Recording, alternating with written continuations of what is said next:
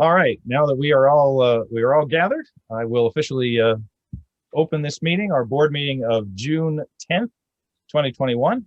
I'll call this meeting to order. Welcome.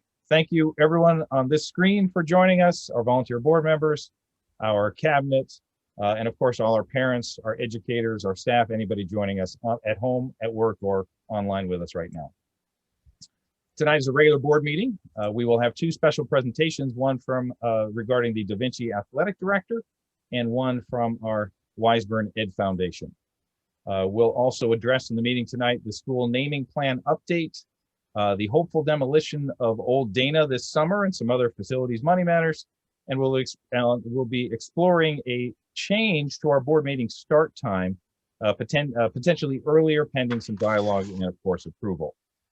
Our next, just a word heads up, our next board meeting has been changed, scheduled now for June 15th due to need to have a quorum. So thank you all, and just for notes, that's actually next week. So let's start with a motion to adopt the agenda, please. May I have a motion? Yeah, motion. I'll second. Thank you, Joanne. Ms. Ubaki? All in favor? Aye. Opposed? Thank you. All right. Dr. Dougal, would you be so kind just to lead us in the flag salute? Sure. Everyone please stand. Ready? Begin. I pledge allegiance to the flag of the United States of America and to the republic for which it stands, one nation, under God, indivisible, with liberty and justice for all. Thank you. Thank you very much.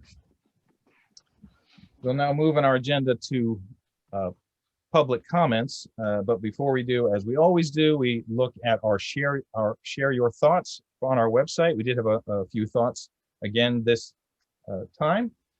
They were regarding some in-person promotion practices that we're hoping to return to, including field day and the 5th grade picnic when we have full classroom instruction again, and we'd all be in favor of that. We're looking forward to that. Revisiting the reading comprehension assessment tool, as one of our parents suggested, the books included may not be as open and not included on the list, which may inhibit full engagement in reading. So that was shared. I do believe we've talked about that earlier in the year. And then finally, comments about renaming protocols that Dr. Silvers will address in his statements. So with that, Wendy, if we have any public comments? We do not have any public comment this evening. All right. Well, let's move along. I believe, Dr. Silvers, we have some special presentations. If you'd introduce them, please. We do, and I am sorry, I don't know which one is first. So let me just, I will assume that what's listed on the agenda is first. So I'm really excited that, are we going to bring Vicente over? Really excited to announce that, first of all, and I'll let them announce in greater detail, but our Weisburn Da Vinci Wolves have done a really great job as we've come back to the sports world. And, Vicente has been really a partner in trying to launch the sports program back, or the athletic program back, as as we shut down for the pandemic, and also in a re-leaguing process to remove ourselves from the Mulholland League and then join some of our local districts in the local SBAA, which I'll let Vicente, I may let you just touch on that a little bit. But anyway, without further ado, I'm gonna turn it over to Vicente, and I believe he has an announcement for us. You're on mute, Vicente, but you sound good. You're on mute. Vicente, yeah. That's when I sound the best, is when I'm muted. That's what my wife tells me. So, good evening, President Goldman, members of the board, Superintendent Silvers, parents, members of the Weisburn community. My name is Vicente Bravo, Chief Admin Officer for Da Vinci Schools. And tonight I have the distinct honor of introducing to you Dr. Moreland, who is our recently hired Weisburn Da Vinci Athletics Program Athletic Director. And he comes to us with some wonderful experience with CIF at a wonderful time. As Blake indicated, we are in the process of moving out of the current league we're in, the Mulholland League, and transitioning into the South Bay Athletic Association, which comprises 3 leagues, the Bay, Pioneer, and Ocean League. And those teams include, those schools include all the Torrance schools, the Centinela Valley schools, El Segundo, Manhattan Beach, Vernon Beach. So for us, this is a great opportunity, one, for an increased level of competitiveness for our student athletes. Two, playing more locally, which, less time out of class, more time in instruction, and less time traveling to and from is also a plus. And then last but not least, of course, giving us the opportunity to really advance our programs with giving our kids some really good teams and schools to compete against. So without further ado, I'm going to turn it over to DR, who will share a little something about himself and this most recent wonderful season that we just had. So DR, all yours. Hi, everybody. I'm DR. Really excited to be at Wiseburn. It's been, so far, it's been about a month and a half, I think it's been. But it's been an awesome time. All the teams this year went to the playoffs. So it's nice to come into a situation where, teams are already successful. So it's just been really exciting. A little bit about me. I was born and raised in California, Southern California. I've been athletic director at San Marino and La Cañada high schools, which are just up the road near Pasadena. But it's really awesome being at Wiseburn. The gym is absolutely fantastic. That's hard to believe it's a high school gym. Looks like a small college gym. But I'm really excited to be a part of the program, help grow the program any way I know how, and just really happy to be here. Thank you. Welcome. So at Absolutely, this time, welcome. if there's anyone has any questions, we're happy to answer. Otherwise, we'll let you get on with your wonderful meeting. I had one quick question, DR and Vicente. When do you expect that transition to the South Bay League taking place? Is that a year from now, 2 years from now? 1 year. Officially, it's the 22-23 school year. Okay, Mhm. great. Great. Vicente, is there a way you could share too, though? I mean, you have already started some interaction with those leagues, and you may just for a little bit of. So even though we're not fully officially transitioned, so we were given the green light by CIF Southern Section to move from one area to another, and so we moved out of the small schools area into the area 2, which is the coast area schools. And then the next step was that we are allowed to re-league within that. And for us, there's the Moore League, I think, which is all the Long Beach schools, and then you have SBAA and a few others. So naturally, the natural progression seemed to be to move into the SBAA. In doing so, we've already been participating in their monthly athletic director meetings. We've actually been participating in some of the new changes that they're incorporating into their bylaws.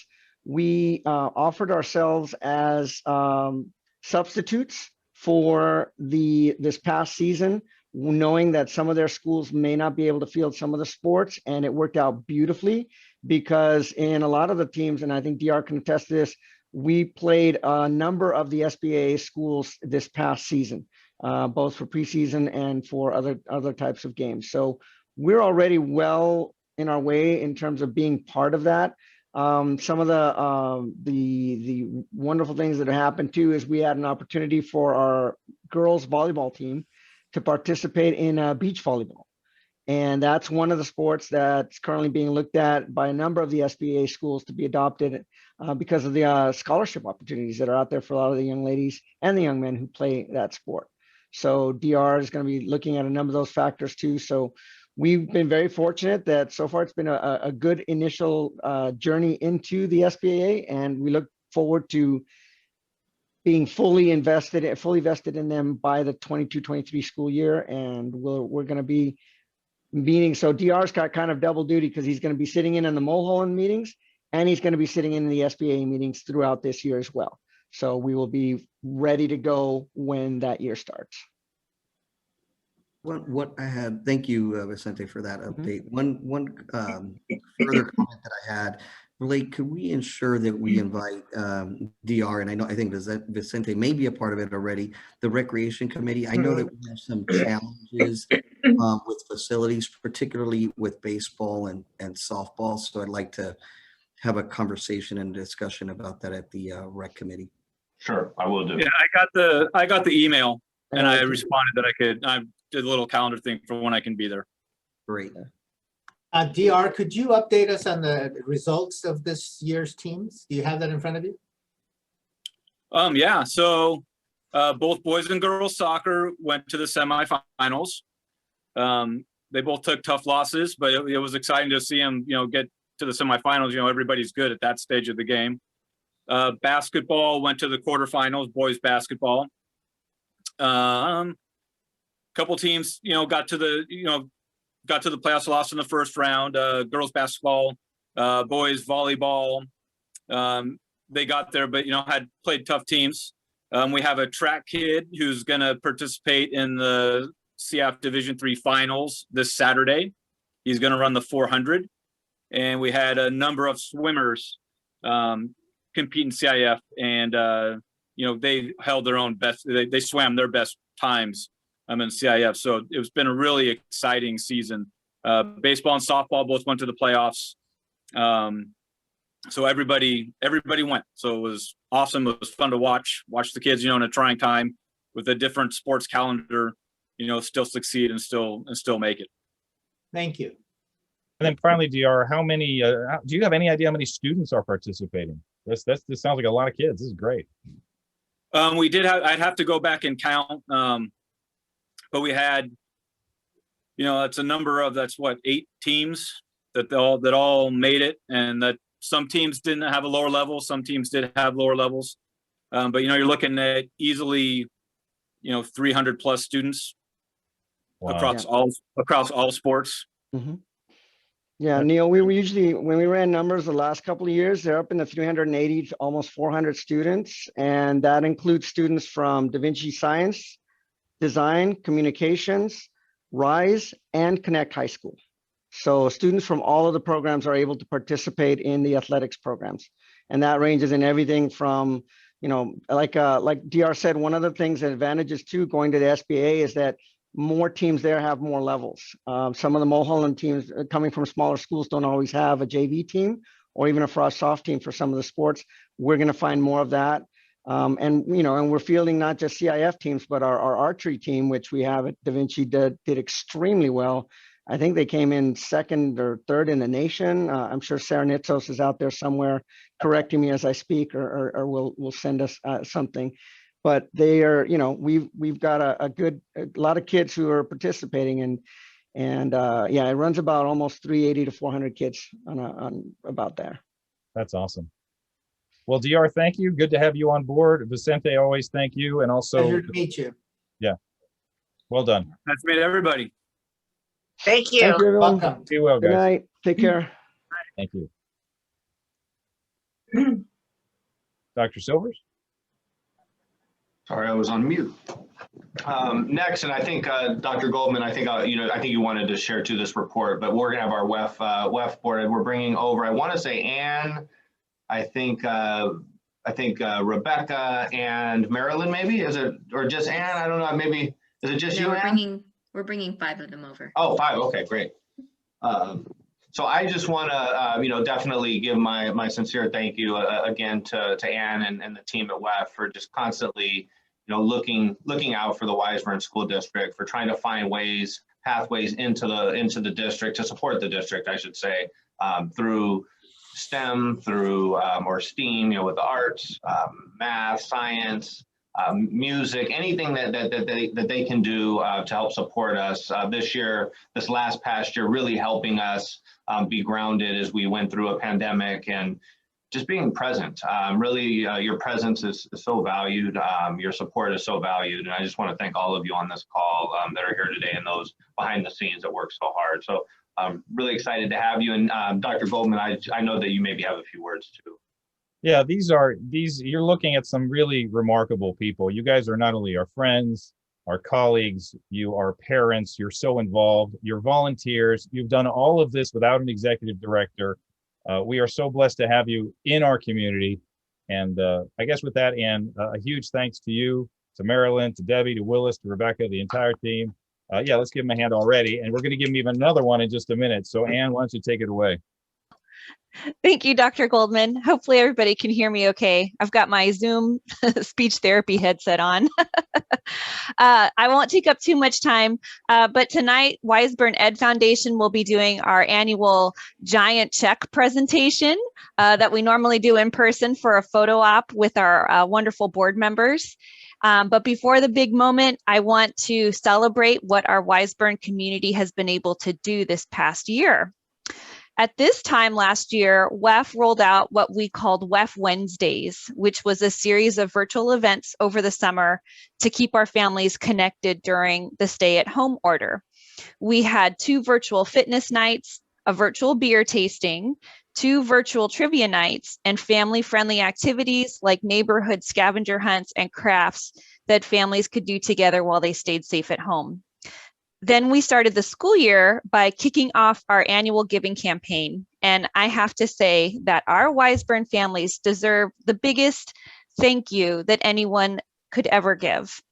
Not only did we exceed our goal for our annual campaign this year, but we achieved our goal before the year 2020 was over. And in case anyone didn't notice, we did not do a spring campaign this year, and that's because we hit our goal with our annual campaign in the fall. So thank you to our Wiseburn families. We also had 2 virtual wine tastings, another virtual beer tasting, and a little theme here, and we had 300 people participate in our virtual turkey trot. On May 1st, we had our first and hopefully last pandemic-style Rock Around the Block, which featured a virtual showcase of our music, art, and STEM programs, and our Hometown Heroes Car Parade, which a couple of you here were in cars with us as we drove around, and I think we all agree it was really a really great event. So thank you to everybody who came out and waved a pom-pom and blew bubbles and clapped and cheered for that Hometown Heroes Car Parade. That was wonderful. Because of our community's wonderful support of WAFF, WAFF was able to help support so many programs this year. We started the year by paying for the deep cleaning and sanitization of Wiseburn's musical instruments, and we'll be doing that again this summer. We issued classroom mini grants to every single teacher just to help our teachers get some of the things they needed to teach in this most unusual year. We partnered with the district to fund the science teacher on special assignment, which enabled the amazing Joanne Michael to provide science support and lessons to our K-5 students this year. We provided funding for Miss Aiko Anglem to help her build out the K-2 music program. We continued our funding of Keyboarding Without Tears for all students in grades kindergarten through 3rd grade. We helped fund the take-home art boxes so that students could do art projects and lessons through the videos from PS Arts while they stayed safe at home. And we are wrapping up the year by awarding 3 Tom and Terry Johnstone scholarships to 3 awesome Da Vinci High School seniors, Sydney Richardson, Kira Tomiya, and Isabel Umakubo. So congratulations to those Da Vinci students for winning the Johnstone scholarships this year. I want to send a big thank you to our WEF board, and we have some board members here tonight: Debbie Felt, Willis Chang, Rebecca Hamburg, Marilyn Comets, and other board members, Nick McLaughlin, Zelina Vicentin, Daniel Lee, Debbie Felt, and Zara Anderson. And we've had 3 board members new join us this year, which to join a new group during a crazy year when we can't get together in person is just really amazing.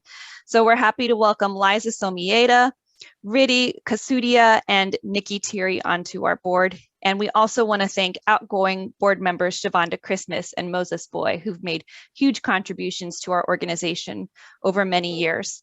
We'd love to have more board members join us, so you can email at info@wiseburnedfoundation.org. And we're going to be planning an amazing school year next year. WEF will be celebrating its 25th anniversary. Whoa. So I know, we're going to bring back some fun things like our teacher grant program, hopefully a return to a regular Rock Around the Block. And yes, we are going to try to do a parent party. I keep getting asked about that, and we are going to go for it. So if you would like to help be a part of some of those things, email info at wiseburnedfoundation.org, and we'll be really excited to reach out to you and get you involved. Wendy, can you do the magical virtual giant check and we can all do our best Zoom applause? Whoa. So yeah, we're so pleased to be able to offer $88,000 in support to the Wiseburn Unified School District this year. So That's thank you, school district, for being such great partners with us, school board. And we love our Wiseburn community and our Wiseburn teachers and schools. And we're so excited about the year to come. Wow. Wow. Wow. I don't know where all the creativity comes from on this board. It is so impressive. The opportunities you offer the community to participate in ways that are so much fun and so inclusive. I just congratulate you on that. That is just phenomenal to me. I'm so impressed with that. Thank you. All right. Well, we are abundantly appreciative of you, kind of in awe of you, actually, and really thank you for your contributions. You guys are just, you're wonderful people, and you obviously make a difference in our community. Thank you guys so very much. Thank you very much. Thank you. We love the Wiseburn Ed Foundation. You do incredible things. It's amazing. You know, as you mentioned, the arts education program, the innovation grants, and just everything that you support. We're very grateful to you, what you do for our community, and most importantly, how you directly impact our students and kids. So thank you. Thank you to everyone here on the screen. And I know there's more that are maybe not on the screen here that I would like to also extend that thank you to. I concur. Special thank you to everyone, to all the board members and all the participants who help out. And Neil, I can't believe it's been 25 years. Yeah.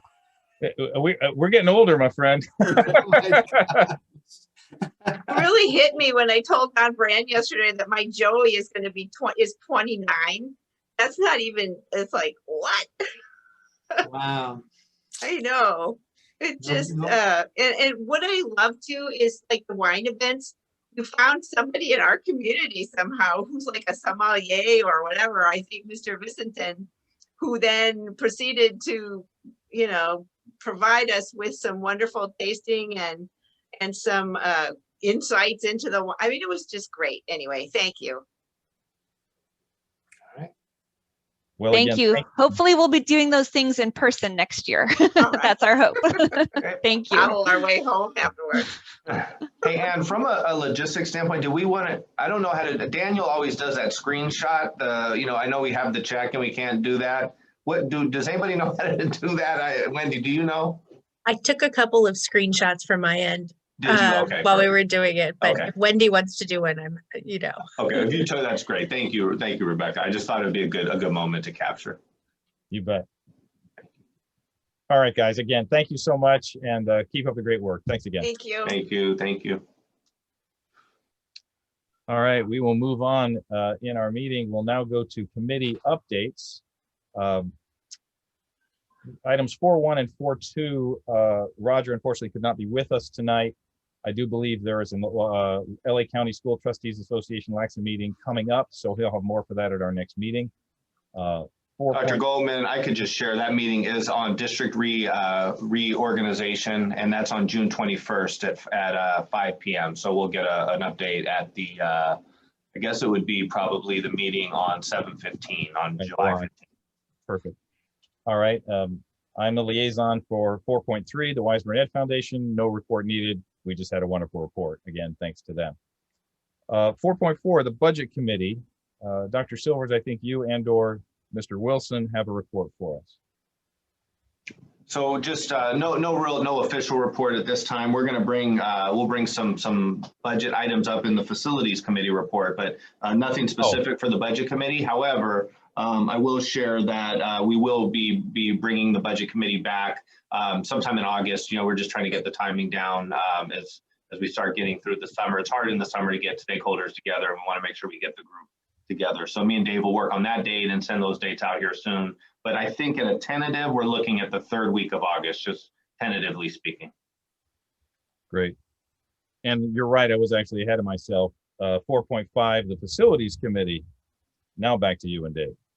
All right, so we wanted to do a little bit of research, and there's two major projects that we're looking at hopefully completing this summer. Two projects that are very important to us here and to the community for sure. One is the demolition of the old Dana Middle School site, sort of a long time coming. And the second is the soccer field, the Da Vinci soccer field, something that we just couldn't complete initially, and would like to find a way to work with Da Vinci to complete that project. So me and Dave have been coordinating and working to try and find ways to fund these projects. And so I believe, Dave, you're going to share your screen and walk us through some options here to pay for these projects. Absolutely. Can I share my screen, Wendy? There we go. All right, so as Dr. Silvers was saying, we're starting to research and see what resources we have available for these two, hopefully summer projects. And so I just give you the balances of the resources that we have, balances as of today. So you can see Fund 14, our deferred maintenance, almost $300,000. If you recall, we have our Measure CL set aside, which we got. So if you recall, there was a lawsuit that first year. We didn't spend it. We thought, if the lawsuit was not in our favor, it was going to cost us about $900,000. So we took a very conservative approach and did not spend that money. And this balance has just grown over time. We still have some old Measure E money, about $63,000. Still some Measure A, about $338,000. Developer fees, $543,000. And this includes a recent check that we just got earlier this week for $218,000. So that's really exciting. It's some kind of development over on aviation. And then we do have some state matching funds still available, about $76,000. And then we are still having some issues with the air balance in the high school. And rough estimates when Vince was here, the worst case scenario, I think, would be about $100,000 in additional work. And so after you take that encumbrance away, we have about $2.8 million available. Julie, our director of maintenance and operations, has gotten a couple quotes for us on the demo, 1.6 to 2.1. And then the soccer field, anywhere from 1.3 to 1.4. And I think I've heard DV is considering paying half. So that would be, $650,000 to $700,000 to the district. And so I think with these available balances, we could do that. We could do those projects. And then also just wanted to note, we're still hopeful that the $1.5 million that we have in state matching funds for the gym will be allocated. There's some changes in the regulations at OPSC where we didn't have the enrollment. But now OPSC is going back and looking at that. They're looking at a lot of school districts because of the pandemic. And we should be hearing, I think, in maybe in August of where we stand with that. So that would be great if we did have 1.5. And then at the last meeting, we also talked about Long Beach Unified potentially using our pool piggyback, about 5 pools they would build, and that would give us anywhere from $100,000 to a couple $100,000, I recall. So all good things. I'll stop sharing. And then Dave, if I could jump in, or any questions on the dollars, and then I could jump in with a couple other items. Just a comment. I was informed by Dr. Wonder that they are taking 50% of the cost of the soccer field to their upcoming board meeting for approval. I have a question. If we use all of these funds, how do they get replenished? So, or which of the funds would be normally replenished in the cycle of life here? So state matching funds could be replenished if we get that gym money. Developer fees, as more people develop or they add on to their houses, that would be replenished. We actually, this past year, surprisingly, we saw our developer fees just really receive a lot of revenue, more so than in normal years. So maybe people are staying at home and saying, I can fix up my house now. So that's how that would get replenished. The two bond measures don't get replenished. Right. And then deferred maintenance, it used to be a state categorical program. It's not any longer. It would just be us making contributions into that out of our general fund. Okay. But we do have about $600,000 set aside in the general fund for routine maintenance, which is, going around and doing routine maintenance to our projects. So we have about $600,000, and we get anywhere from about $200,000 to $300,000 a year that replenishes that. Thank you. Appreciate that. Hey, one quick question, if I recollect properly. with the support of the Citizen Oversight Committee, we actually did transfer some funds that typically would have been for the demolition of the Dana, right, from one of the bond measures. So it's in some ways we're kind of replenishing that. Is that correct? I'm not following. Say that question one more time, Nelson. With the support of the Citizen Oversight Committee, didn't we transfer some funds from one of the bond measures, previous bond measures? Whether I don't remember if it was bond measure A or one of those previous ones that. I think it might have been earmarked out of one of these bonds. Yeah, earmarked that this would be going for demolition of that site. Okay, I guess maybe I didn't, let me rephrase it. I thought that we took some money from one of the previous bond measures for the high school site. So. Oh, yes, absolutely. So in some ways, what I'm saying is now we're kind of replenishing that bond measure for the demolition of Dana. Correct. So particularly Measure A, I think when we did that, I think that was the Cabrillo rebuild, that when we passed that bond, we thought construction was going to be a lot more expensive that time. It wasn't. We were able to have a lot of surplus at the end of those projects. And so that's why Measure A is still has some. And we used quite a bit of Measure A on cost overruns of the high school as well. Right. Yeah. Okay. Dave, one last thing. Is it possible to put that back up very quickly? Sure. Just one thing I wanted to comment about, and it might be mitigated a little bit by the set asides for routine maintenance, but I'm generally not very comfortable using deferred maintenance for either of these two projects. I like deferred maintenance for deferred maintenance. Upkeep, for those emergency situations, I would not want to deplete that fund and then have a need for it. Right. So that's my position. The other thing I want to point is that note on the bottom. I think you might have mentioned this, but just that's very exciting. Should that money come to pass, it nearly replenishes at least the cost of one of these items. So pretty exciting. Yeah, I think the only comment that I'd like to make with regards to that is the reason I asked that question, Dave, is if we had to prioritize a 1-2, one would be the demo of the Dana. I think it's something that we owe to the community, and then obviously the soccer field. I concur with Neil. If we cannot use the maintenance funds, I certainly prefer that. And it sounds like we might be okay if because we have a 50-50 contribution there with Da Vinci on the soccer field. So I think there could be a good likelihood that we don't have to use those maintenance funds. Yep, right. I was just showing all hands on deck. So I will make note of that comment. I have a question. Obviously, the tearing down Old Dana is a huge project and messy and loud and involved.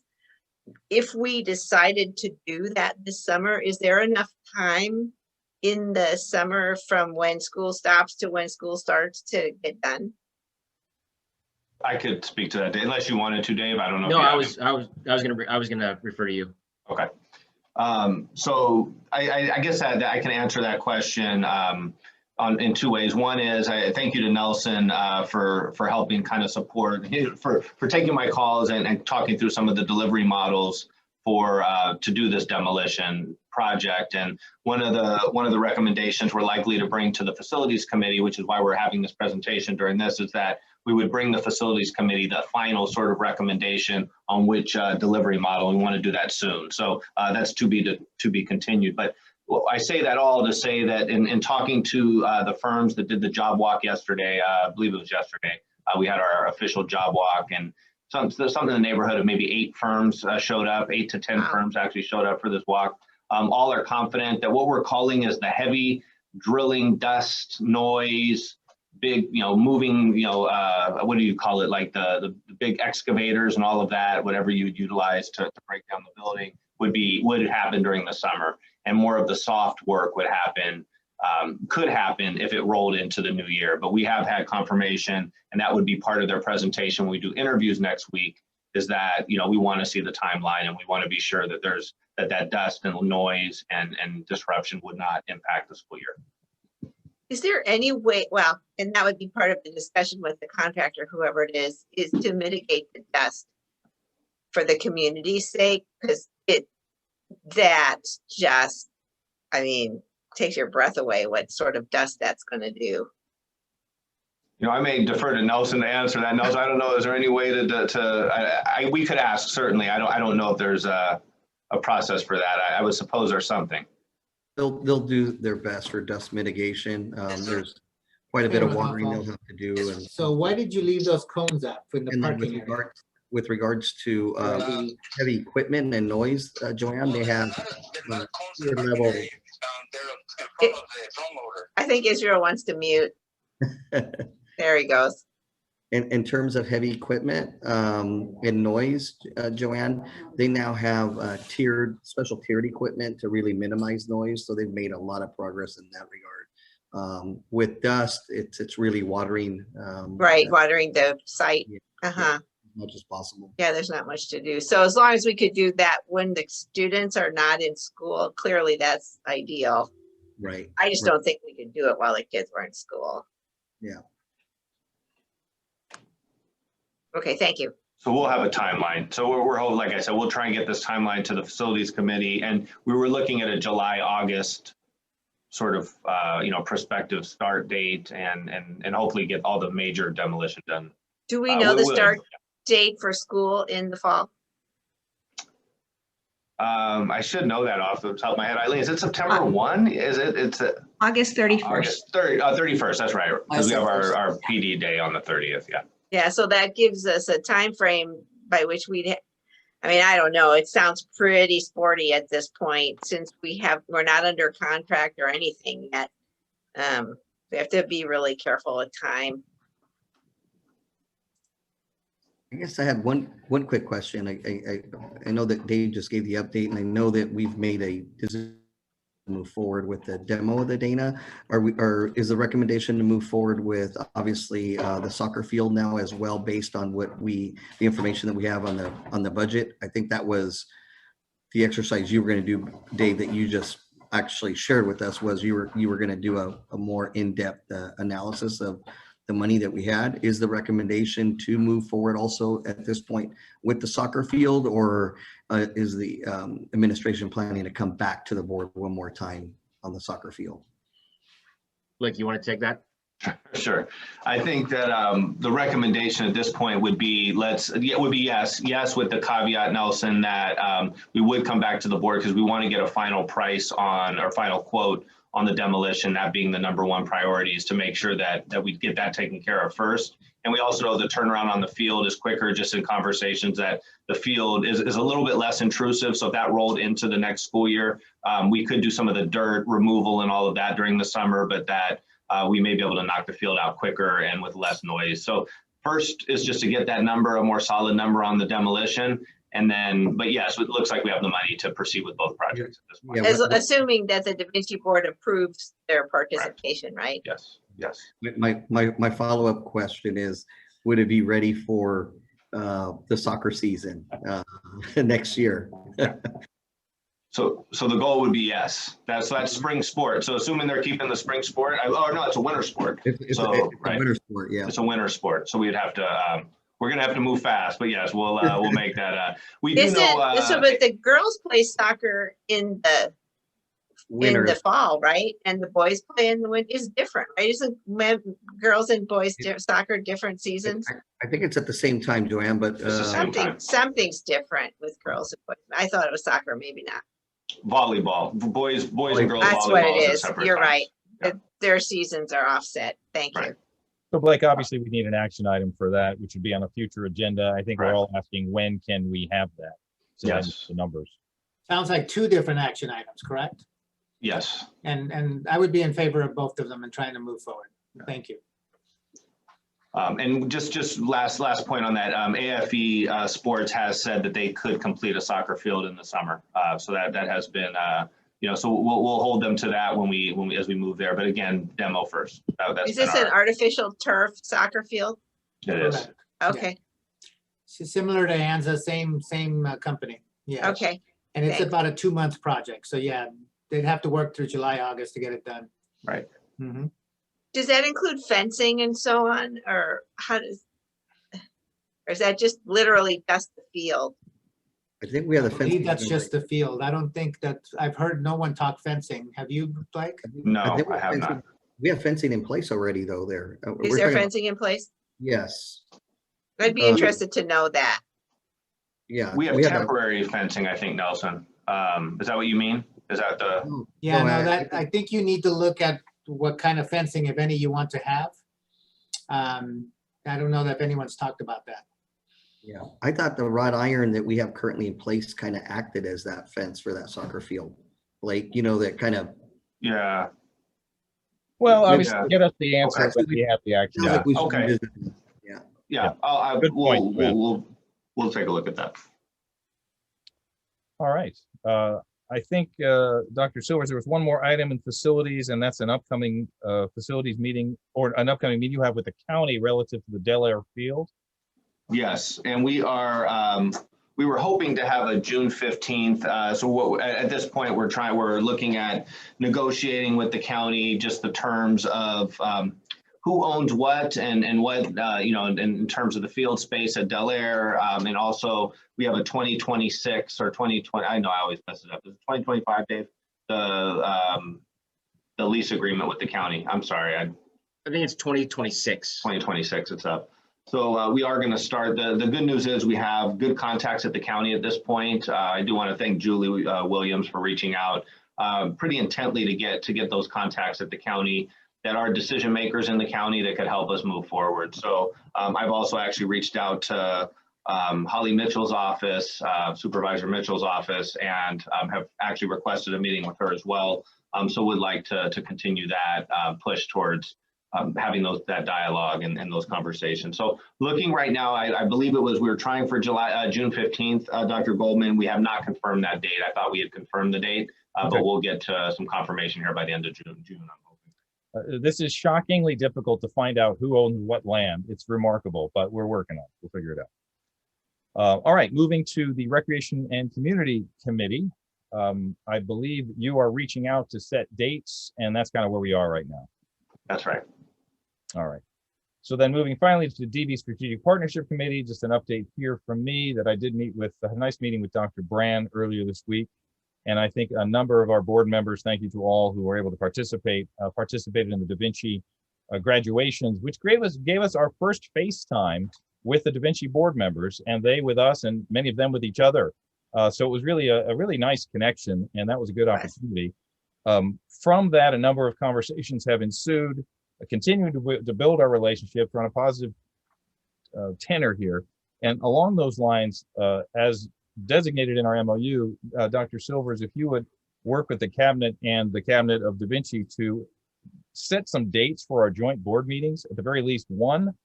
And then we've had some conversations on agendas that are premature now to share, but very positive moving in that direction, and see if you can look at an ongoing schedule so we can start having these on the calendar and move forward.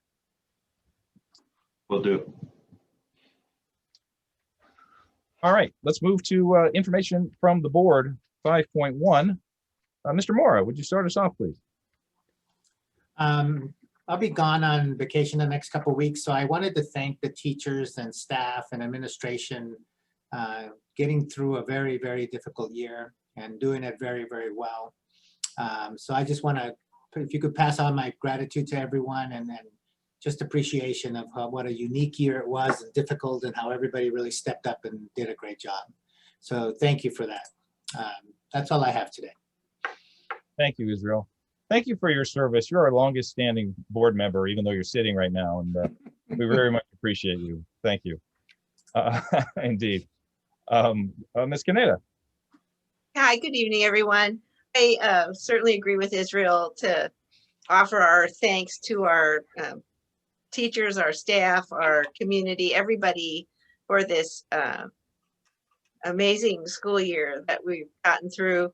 And I want to especially thank Wendy too for all these Zoom meetings that we've had and for getting them up and so well organized. We just don't ever have a problem.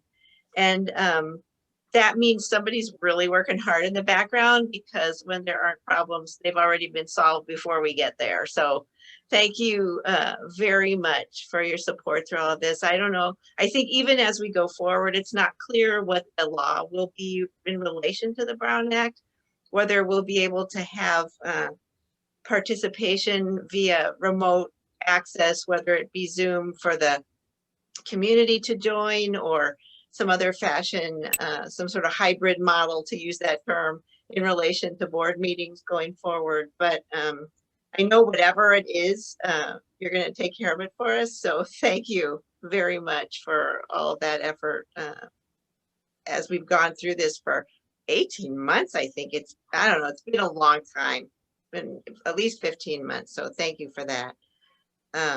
I also had a chance, as Neil pointed out, to attend one of the Da Vinci graduations. And I think it was just so refreshing to see people in person. We can handle business with Zoom, it works. And I think many of us are doing that for our professional lives away from the school district also. But wow, the opportunity to meet in person and to refresh those contacts and so on, I think did make a difference, Neil, in the sense of the communication with the Da Vinci folks that we've known for many years, and a lot of respect for each other. So I appreciate that also. And I am also looking forward to a little downtime, just as Israel suggested, some family time coming up. So I wish everyone a wonderful start to this summer, and congratulations to everyone who has graduating people from any grade level who are matriculating. Thanks to everyone for making that happen. Thanks. Thank you. Oh, and I want to say a special word to WAFF for all the contributions that we heard of earlier this evening. We thank them in real time, but offer their thanks to them again. Thank you. And indeed, they've done all this and raised significant funds without an executive director. These are volunteer family members during a pandemic. Just really, really wonderful folks. Thank you. Mr. Martinez. Thank you, Neil. I also wanted to take an opportunity to congratulate the senior class of 2021. As both Neil and Joanne said, the graduations were wonderful. Da Vinci did a great job, and I commend everyone for doing that. And yes, it's great to see everyone in person and be up there and offer them the ceremonial diploma. So absolutely, and best wishes to our seniors as they move on in their next chapter. I'm looking forward to the promotions next week. As many of you know, I have a 8th grader that's promoting, Colin, so I'm excited about that. And obviously I know we have our 5th grades also promoting next week. So looking forward to all those events as well. And I think as it's been captured here, I also wanted to say a sincere thank you to all the school site staff, teachers and, staff and district administration and staff as well. It's been a tough year, but I think we're certainly finishing strong. And I think it's been very well captured by Joanne and Israel as well. I just want to say sincere thank you from the bottom of my heart, and I want to wish everyone a wonderful summer. And I am also looking forward to a little downtime and looking to take a vacation starting this the end of this week. So that's all I have. Thank you, Nelson. And thus, with the downtime, that's why the reschedule of our next meeting, make sure we catch people. So that meeting is June 15th, not that long. I mentioned in our last meeting that we're rounding the clubhouse turn. I think this meeting, the finish line is in sight, and we do have one more board meeting before the end of the school year. So I'll save my congratulations and good wishes to everybody, but indeed, thank you to all. I was thrilled to be at all 3 Da Vinci High School graduations this past week. Really great to interact with the Da Vinci board members and see all the students in person. Really proud for all of them. It's a great time. DV Connect and DV Rise graduations were today. Again, as Nelson said, looking forward to the promotions at our elementary schools and Dana Middle School next week. So parents, students, caregivers, teachers, aides, team, cabinet, almost there. So close. We'll get there. There have been questions, again, to give you a quick update. Why we're not doing this in person is because we want to keep this theme. Something we're going to keep taking from the pandemic is streaming our meetings. And we cannot do that until the streaming equipment is in the boardroom. It's kind of cool tech equipment. It will be in, we think, in the next couple weeks. So although we won't make it for the June meeting, our expectation is our July 15th meeting will be in person pending bad news, and we're hoping we don't get any. So and we will not only be in person, perhaps with limited attendance opportunities. I'm not sure what the protocol will be then, but we will still stream to make it available to all those of you at home or online. With that, let's turn now to the cabinet, and from our chief business official, Mr. Wilson. Neil, Thank you, one. Dr. Goldman. Neil, Oh, hang on, Dave. Sorry. Yep. Go ahead, No, Nelson. one quick, did we, I just want to, did we skip over public comment? No, that we had it. We offered it. There was none. Okay, I missed that. Yeah, you got it. All right, back to you, Dave. Yep. Just diligently working on the 21-22 budget, putting the final touches on it, and we'll present that in the public hearing with the LCAP on Tuesday, the 15th. It is good news as we see it, though, correct? At this So point? far, so good. Yes. Big difference from last year. Yeah. Yeah, we were looking at 10% cuts across the board. Scary. Correct. All right, That's thanks, all. Dave. I'm glad and most importantly, we're glad you're still being diligent. So thank you. Let's go to our Director of Psychological Services, Ms. Mazzarella. Good evening, everybody. I just wanted to say, you know, I agree. All the teachers and the support staff and the administrators in the district have done a phenomenal job this year with this unprecedented time that we've been in. But I really want to call out the special education staff, and that would include the special education teachers, speech pathologists, school psychologists, our 1 OT in the district, and our other related service providers for the work that they have done this year. Not only bringing kids back in and getting assessments going, but, you know, they had to like make up for the time we missed last school year, not completing assessments. And so it's been a real arduous task of getting those completed in addition to the work they had for this school year. And so it's meant multiple IEP meetings and several part IEP meetings, and the admin that's had to support that. It's just been a lot of work, and I really wanted to acknowledge that hard work that they've done. And they still had to provide service to their students on top of all that. So, you know, my hat is really off to them, and I just wanted to acknowledge them publicly. Thank you for everything, you guys. Okay, Excellent. and that's all I have. Thank you. Thank you, Peggy. To our Assistant Superintendent of Human Resources, Dr. Dougal. No updates, just a thank you to the staff as well as our students for the unprecedented year that they have gone through and everything they've been through. So congratulations to the class of 2021 and all of our students matriculating to the next grade. So thank you. Thank you, Nisha. Our Assistant Superintendent of Educational Services, Dr. Harbeck. Thank you. I have, I'm going to just resound what Dave shared, is that we are having our public hearing on Tuesday for the LCAP, the new LCAP. It's going to include also our annual update from the 2019-20 school year, and also an annual update for the learning continuity plan that we put together for this year. So it's going to be quite a bit, and we're looking forward to a very short presentation on that, but we will have a presentation for you.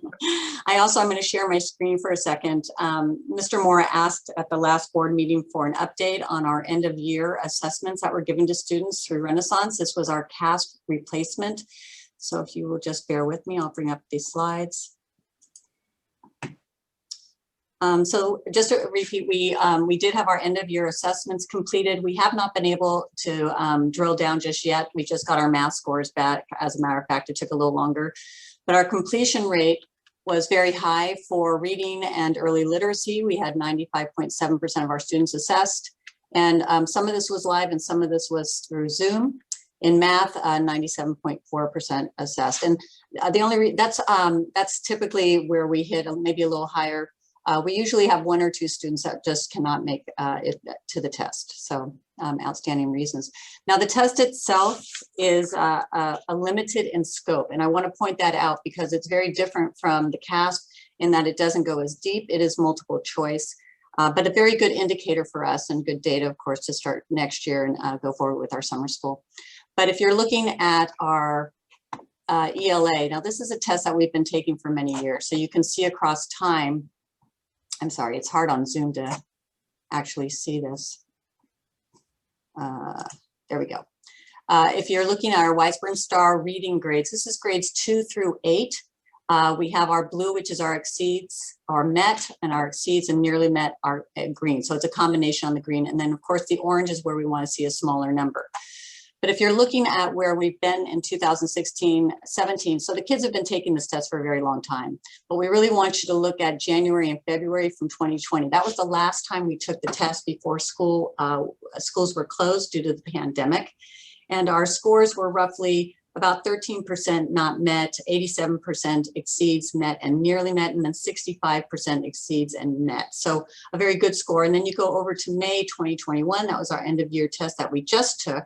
And not a huge slide there. You know, we're seeing that the kids hung in there, the reading scores remained high. Again, the students are used to this test. It is multiple choice.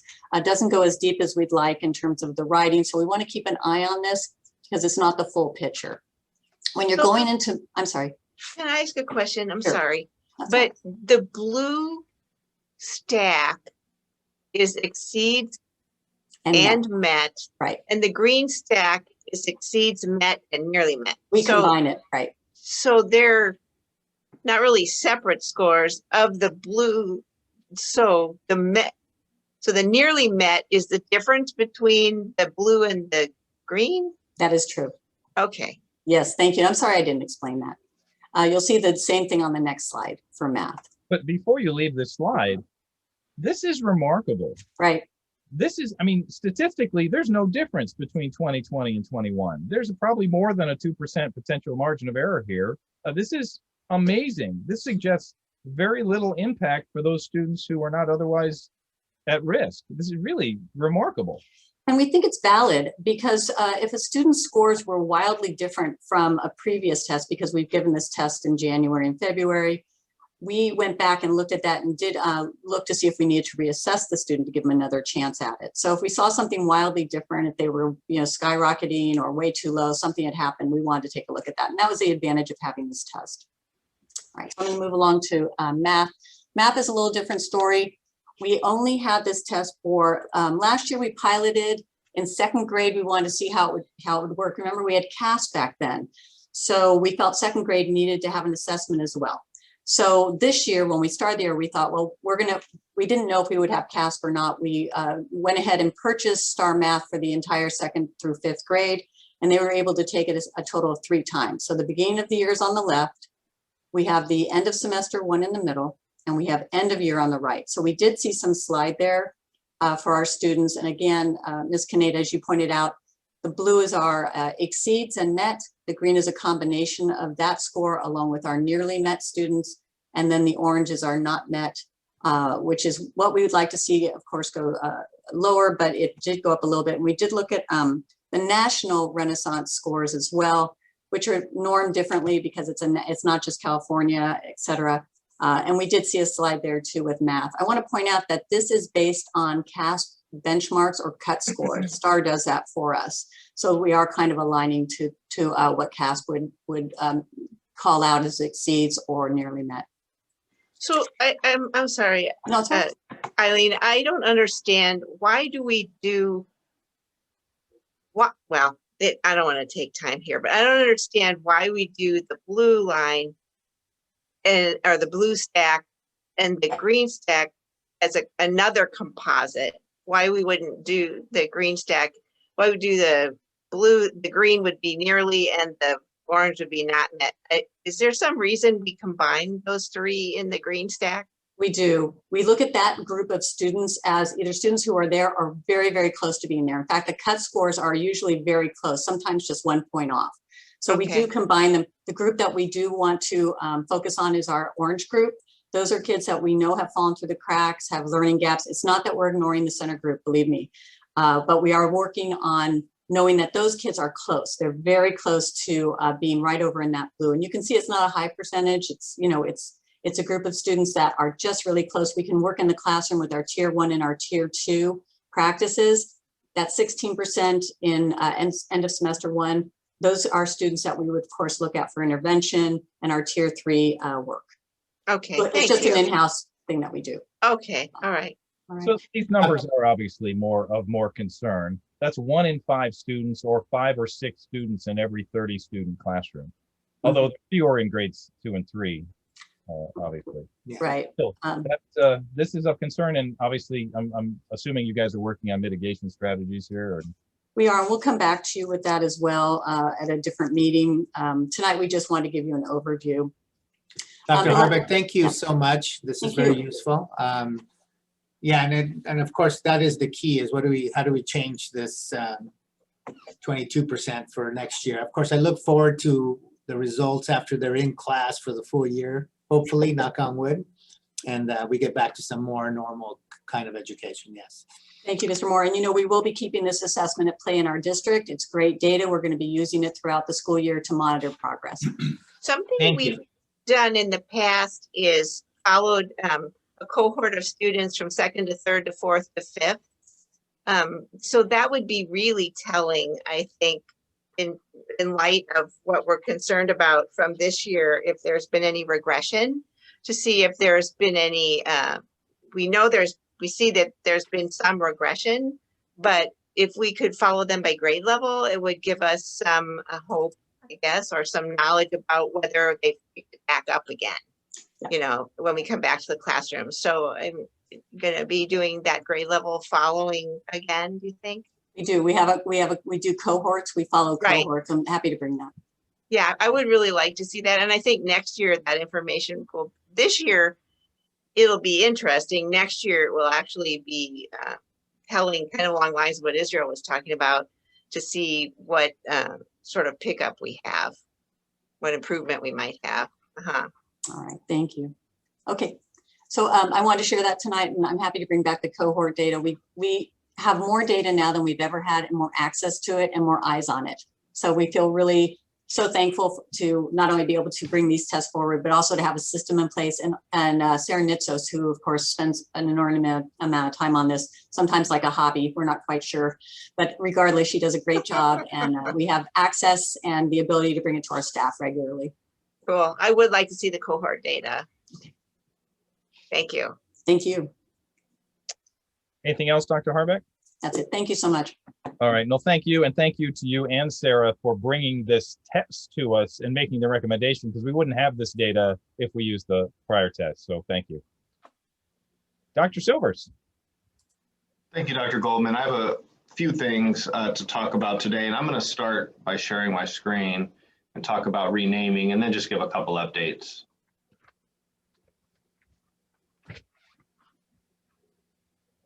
Oh, I don't want to start with my conclusions. That's not good. So we're gonna stop sharing here for a second. Sorry. And I'm gonna reshare. Well, Mr. Moore would appreciate you moving the meeting along, so I don't have a problem with that. All right. Let me just bear with me here. I'll just say I don't think I'm unique in that sense. Fair enough.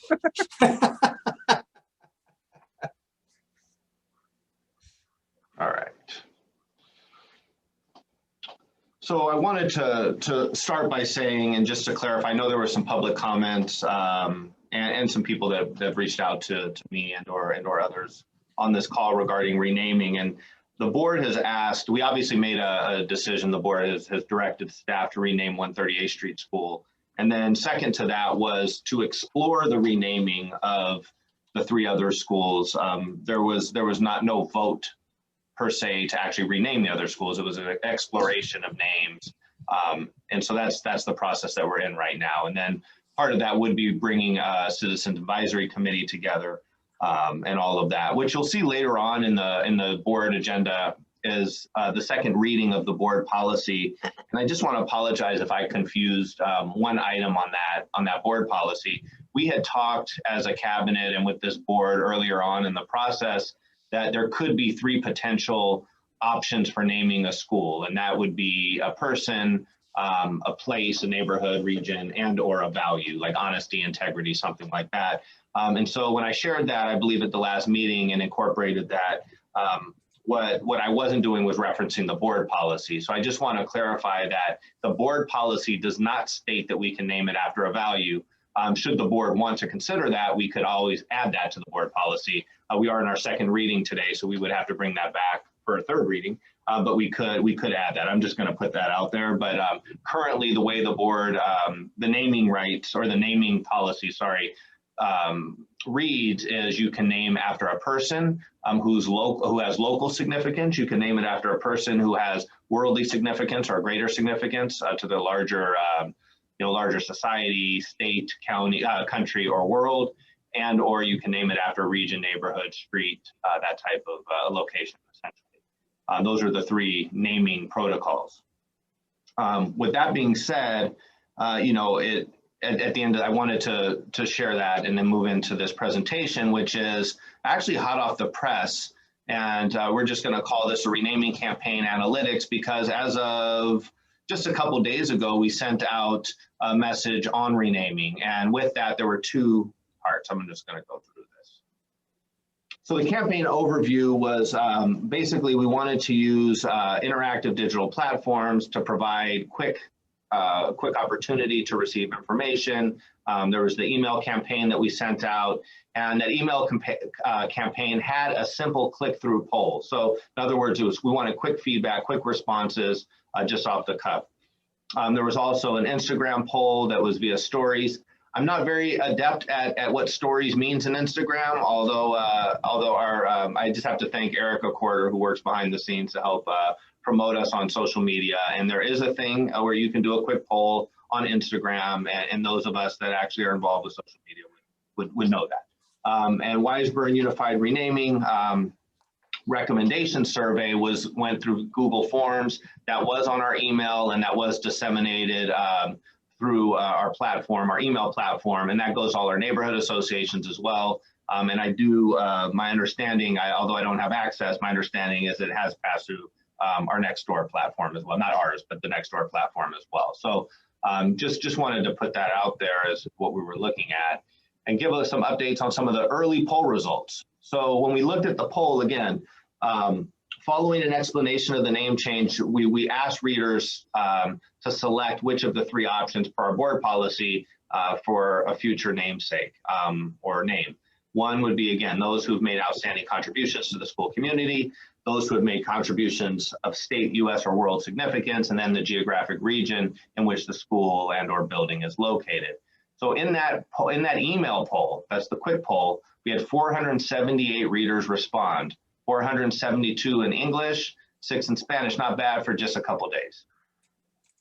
And those email poll results came back with this. Option 3, which was the geographic area or region, neighborhood, carried 47.1% of the vote, 225 votes. Option 1, which was contributions, local contributions, a person with local contributions, 20.9, 100 votes. And contributions to the state, US, world. Option 2 was 32%, which signified about 153 votes, or exactly 153 votes. And that's as of today. And then we did our Instagram poll. And so the Instagram stories was a function that was used to conduct this survey interactively. And just again, presenting those questions, which of the three would you prefer on social media? So viewers read through a shorter version of the email that was sent out, and then they were prompted to vote in 2 polls, and I'll share those polls here in a second. So so this is basically what it looked like. So this is what a story on Instagram would look like. So the message came out, renaming our schools from me, and then it just gives a bit of a description here. People were then directed, should they want to read the entire message, where they could find that message, and it gave a little bit of background. Again, this is the message that was seen on Instagram. If you look to the far right box here, it has the 3 options. And then in the bold face, again, here in this third box of these 3 options, we invite you to briefly submit your preference via poll. So we were looking to poll the community. So this is what it looked like for the user. So which type of namesake should we consider? And again, here are the three names, and then we wanted to dig a little bit deeper. So if you voted for options 1 or 2, so those that were of a person, 1 outstanding, would you prefer, which would you prefer? A namesake based on someone who had 1 outstanding contributions to the school, local community, and or someone of US, world significance, or state significance. And we thank people for their feedback. But after that, we also wanted to test this first round of using this poll system on Instagram stories. So we asked those that took it, what did you think of this interactive experience using Instagram stories?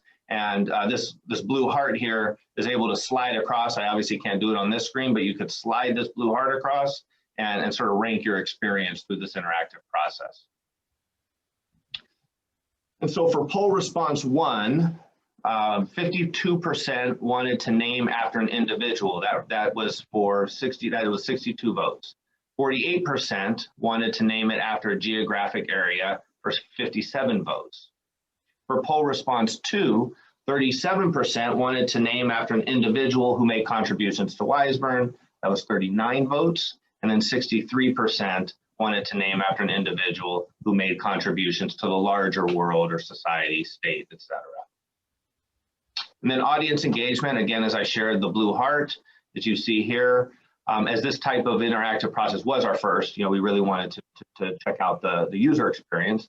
And out of the 65 respondents to our sliding scale, it was overwhelmingly positive. So you could see here that the sliding scale showed that people like this type of engagement with the community. And so it's a quick way for us to use in the future to be able to get quick feedback. So again, maybe not just with naming, but it'd be something that we could do in the future for other items as well. And so then I wanted to take a little bit of a deeper dive and look at the renaming recommendation survey. And this was the actual survey itself. So embedded in the email was more than a poll. There was actually a survey. We intended the Instagram polls and we intended that first email poll just to be quick, a quick community opinion where you could just answer it on a dime. Also, then we wanted to follow up with a larger renaming recommendation survey. So all community members that wanted to be a little bit more involved in this process could dig a little bit deeper, provide a name recommendation, and also a rationale as to why that name would be significant to our community. The survey included, again, information on the renaming options. Thank you to Dr. Goldman for some survey advice, but we did include this here chart in the survey so that people had quick reference, survey respondents had quick reference. Another poll on which type of namesake, the respondent preferred. We wanted to, again, engage people in these 3 options and a place to submit the school name, ID, and rationale. So we've had to date 63 community members that responded to the larger or the deeper survey. Here's outcomes as of today. Wiseburn Unified School District Renaming Survey poll says geographic area took 46% in the email with 29 votes.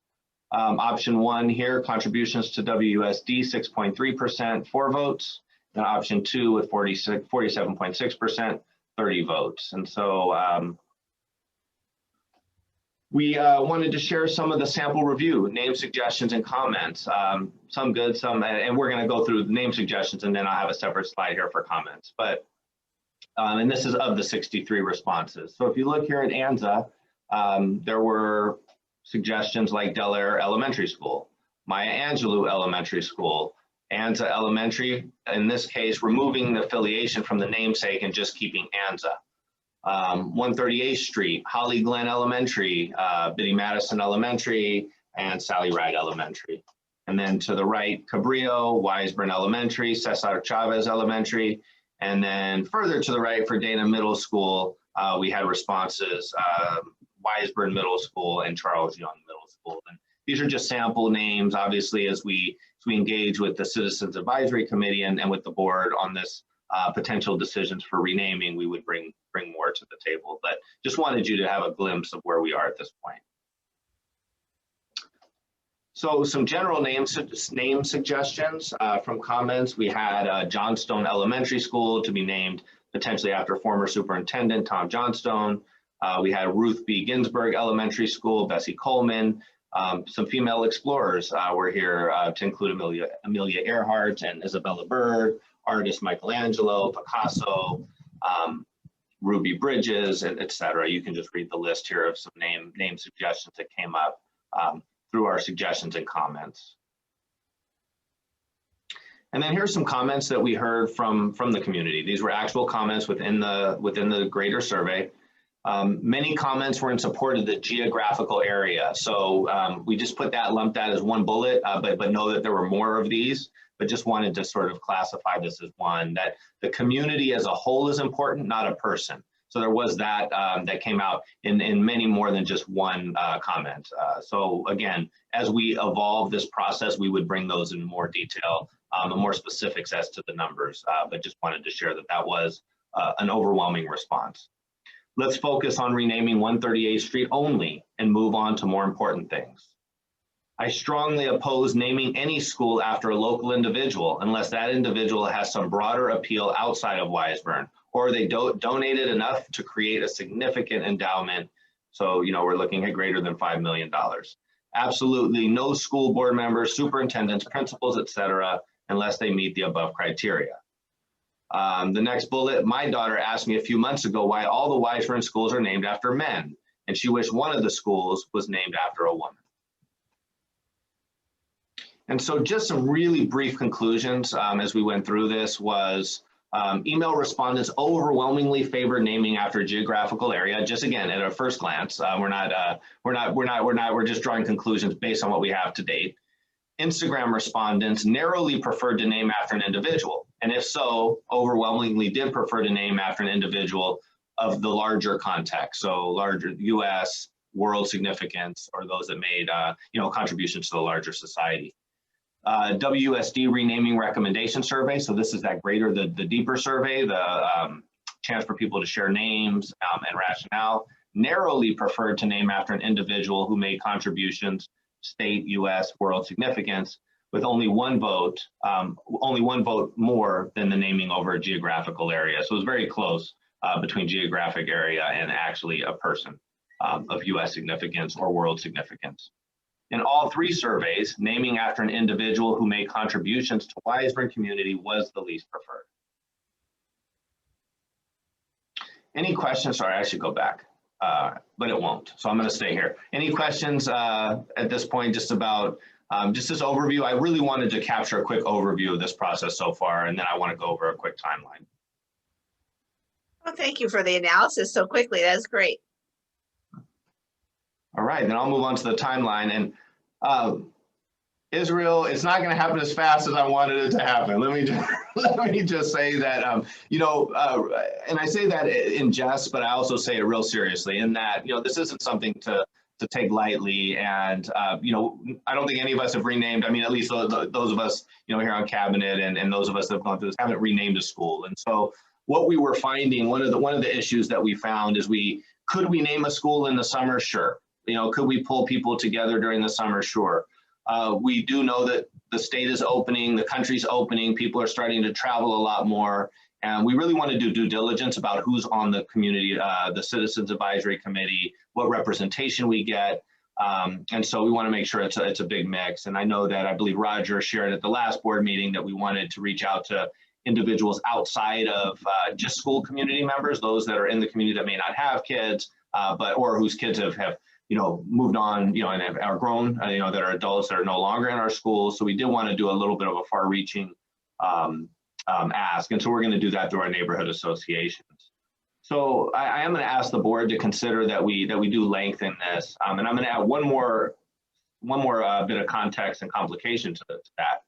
We've already started our registration process for the upcoming year. So students have been registering for, ANZA, for Cabrillo, for Dana Middle School. And so as students have registered, in order for us to actually change the name, it would cause a lot of confusion if we change the name, on August 30th.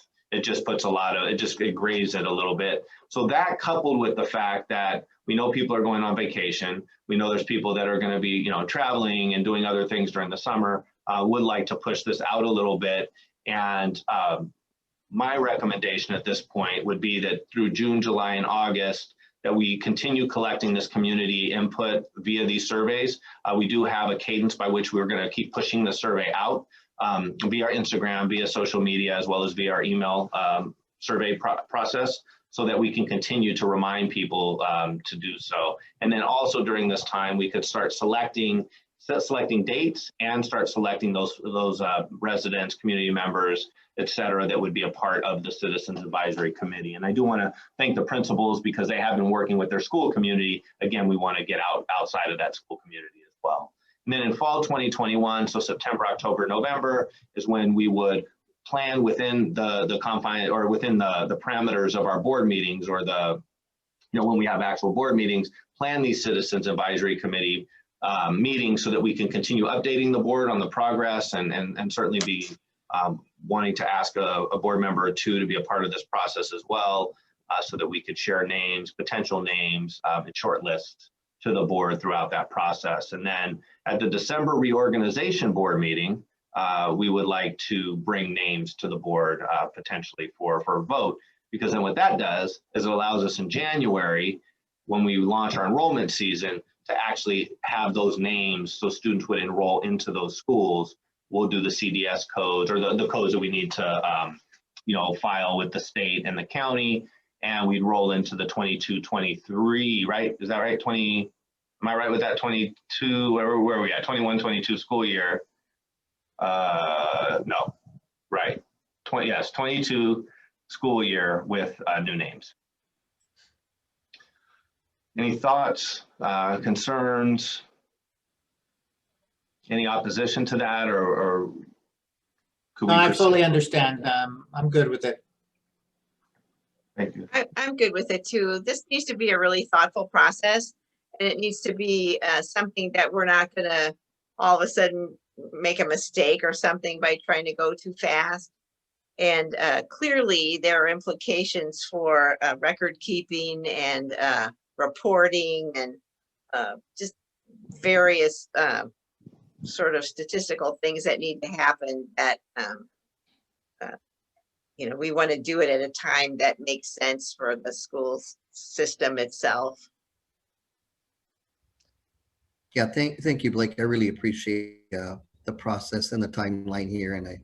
And as Joanne just mentioned, I think this is very thoughtful. Most importantly, we're really taking the opportunity to really gather the input from the community, which I think is extremely important. So thank you. All right, thank you. And I will stop sharing my screen. And I have a couple other updates. First, I want to talk desks with the board. We are looking at a meeting next week, although we won't have, I should backtrack a little bit. Next year, we are expecting that there will be some sort of distancing requirements in our schools, whether it be 3 feet or not, or it could change. So we are taking a gamble here as to what may happen. We are hearing mixed insight from County Department of Public Health versus the CDC versus Cal OSHA. I mean, there's just a lot of as it has been throughout this pandemic, right? There's just a lot of conflicting information. So it is we are recommending that we take a look at our current desks, particularly because we have our lower graders going, our TK 1s and 2s that in some classes are sharing this, the side-by-side desk. So they're sitting literally, right next to each other. And we know that potentially is going to be too close. We also know that some of our desks don't have the flexibility. They're large. If we to put 32 students in a room with the desks that we currently have without the flexibility would be very difficult. The problem here is that, there is limited supply. A lot of districts are struggling and really, really looking to get desks now and fast, obviously, to start the new school year. And so we have identified one that we like, and there are some challenges. It's not a perfect desk.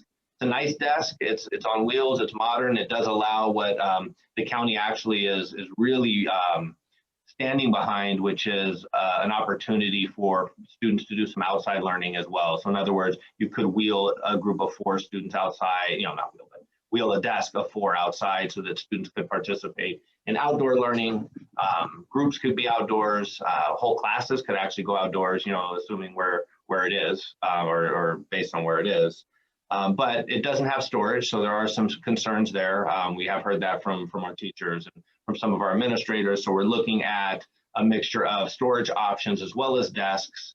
And this has really been an all hands on deck process. I know Eileen spent some time, Julie spent time on this, Wendy spent time on this, I've spent time, Nisha spent time, our principals, our teachers.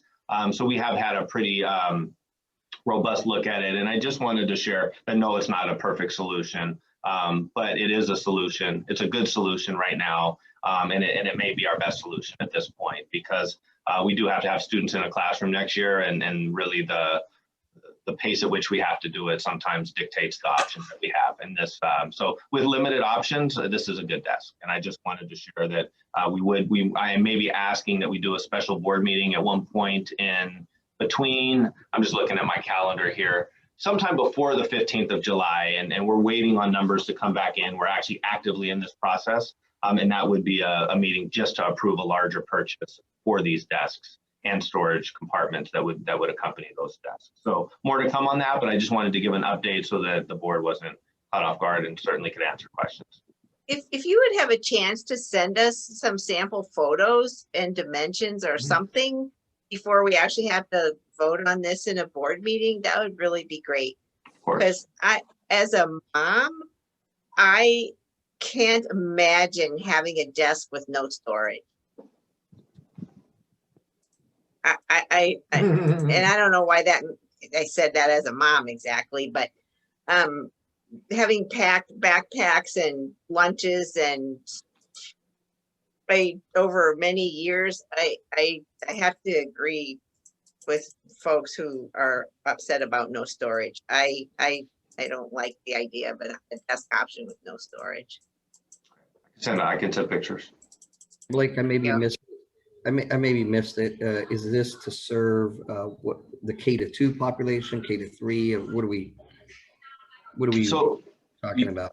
Yeah, so initially our discussion was 4th through 8th grade. We need to those larger classrooms where we have 32, 33, those numbers. We have had some interest from at least one of our elementary schools to Cabrillo to potentially look at it. So we have been in conversations with Lisa Wilberg, the principal there as well, to take a look at that. Otherwise, we would then take the single desks that we have, which we do need to do, move those down to where the double desks are. So it's really a domino, right? We need to take those double desks out of the lower grades, move the single desks into the lower grades so that students in the lower grades are separated. And then we have to backfill those desks in our upper grades. And so this would be with the Thank you. Thank you for that clarification. Oh, sorry. I know it's a domino effect.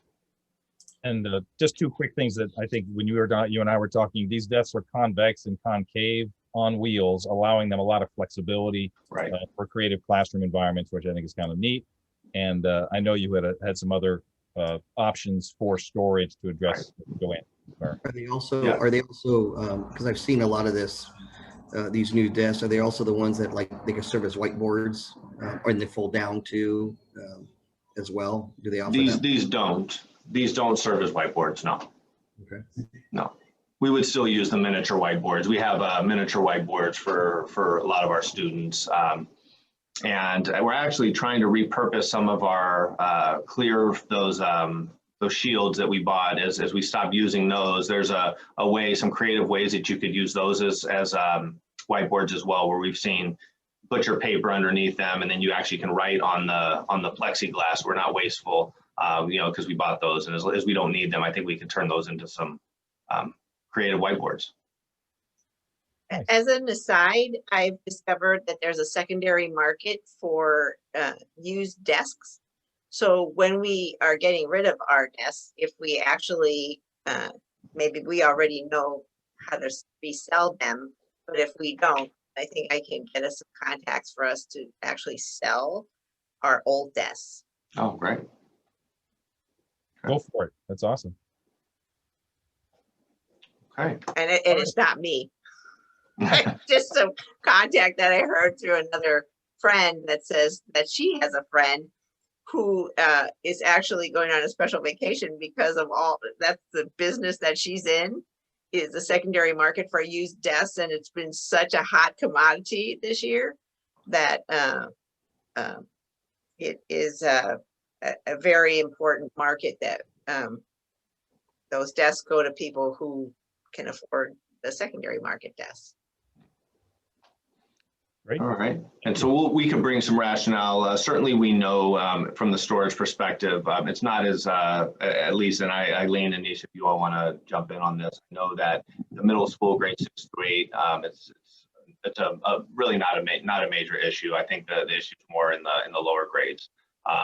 So again, there are different options that we would look at, but we could bring some examples to the board. What we don't have right now is examples. We're waiting for the drops on the actual storage, which is why we don't have it to bring to you all today. But we do have examples of the desks and the configurations and even YouTube videos and testimonials and all of that. I can put a package together and an update and send those to the board. And so the budget that we're gonna see that Dave's preparing will include new desk purchase? Yes. Of a particular model or with certain assumptions about what a new desk costs? How detailed were you? Go ahead, Dave. Sorry. Yeah, the latter. I think we got a general estimate of what it would cost to purchase desks. They're around the same price depending on what model you go. So we just put just a boilerplate or just a placeholder there for next year. Placeholder, yeah. Okay, that's good. Thank you.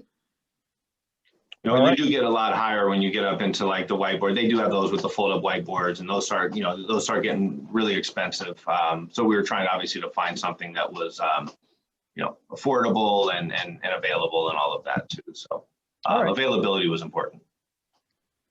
So thank you, Dr. Silvers. On desks, anything else you'd like to present tonight? I did just want to clarify that the rescheduling of, I know Dr. Goldman, you shared that, but the rescheduling of the board meeting to the 15th is because we need to have the public hearing for the LCAP and the budget at a regularly scheduled board meeting prior to the close of the fiscal year. So the 30th, we have to have two meetings. We have to have the one where it's presented in public hearing, and then the follow-up meeting, which is on the 28th, which is the hopeful approval of the budget and the LCAP. So time was of the essence, and that's why the change in the date. So I just wanted to clarify that. And then I also wanted to just say how much I enjoyed 4 graduations. It was just a week full of graduations, and it was nice to see the ceremony back and nice to see families be able to engage in these cherished moments again with their families. And I do want to thank Matt for allowing me to be a part of the Connect graduation this morning and say a few words. It was just a nice, after being out of this for about a year and a half, it was really nice. So thank you to the Vinci team. They really put on a nice set of graduations. So that's all from me. Well, thank you, Dr. Silvers. Thank you to the entire cabinet. Let us now move to our agenda per se and look at item 6, the special minutes for April 29th and May 12th. We can have a motion if someone is so inclined for both these meetings. You have a motion for both? Thank you, Israel. You have a second? Thank you. Mr. Baki? All in favor? Aye. Aye. All opposed? Thank you. Moving to general rather. 7.1, receive board policy for second reading. We need to take this independently. May I have a motion, please? You have a motion? Thank you, I'll Nelson. second. Thank you, Joanne. Any comments or questions here? No questions. Please. All in favor? Aye. Aye. Opposed? Thank you. Item 7.2, consider revision to board meeting start time. The idea here is we would start instead of our closed at 6 and our open at 7, closed at 5:30, having a half hour closed and open at 6 o'clock. Thus giving people at home an opportunity to see the meeting sooner and everybody get out a little earlier. I would like to motion for that. I would second it. Thank you both. Any comments or questions or anyone? All right, Wendy? All in favor? Aye. Aye. All opposed? Thank you. So Dr. Silvers, this will impact what meeting next? So we actually would post our meeting on the 15th. So our next meeting, so 6:15, our rescheduled meeting, we would start at this new time. All right, so for the public, that's 6 p.m. next June, this coming June. Tuesday. Tuesday, thank you. And we'll push that out on our social media. Great. All right, now moving to fiscal. Is there any reason we can't take these all together, Dr. Silver? No, you can take all 3. I like I'm sorry. 8.1 through 8.3, Neil. Thank you, Nelson. I second. Thank you. Questions or comments from anyone?